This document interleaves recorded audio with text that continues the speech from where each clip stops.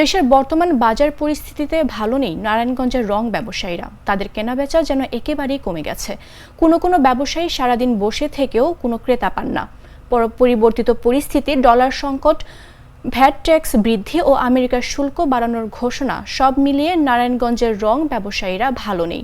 বর্তমান সরকার মানুষের আয় ব্যয়ের সমন্বয় করতে গিয়ে লাক্সারিয়াস পণ্যের ওপর ভ্যাট ট্যাক্স বাড়িয়েছে, সেই সঙ্গে ডলারের ওপর চাপ কমানোর চেষ্টা করছে। ফলে এর প্রভাব পড়েছে রং ব্যবসায়। পাশাপাশি আমেরিকার শুল্ক বাড়ানোর ঘোষণাও ব্যবসায় প্রভাব ফেলছে।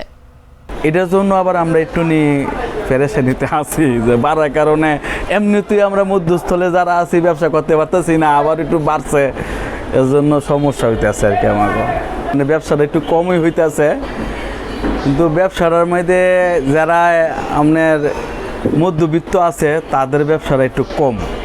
আর যারা ছোটো আছে, একদম ছোটো, তারা বড়োদের কাছ থেকে চাই আনতে পারে, যাইতে পারে। কিন্তু আমরা তো মধ্যস্থলে না পারতেছি বড়োদের কাছে যাইতে, না পারতেছি ছোটোদের কাছে যাইতে। মধ্যস্থলে নাটা ডেইলি আর পানীয়র এক অসম কম্বিনেশন ড্রিঙ্কো। চিল থাকতে চান? ড্রিঙ্কো চা বান।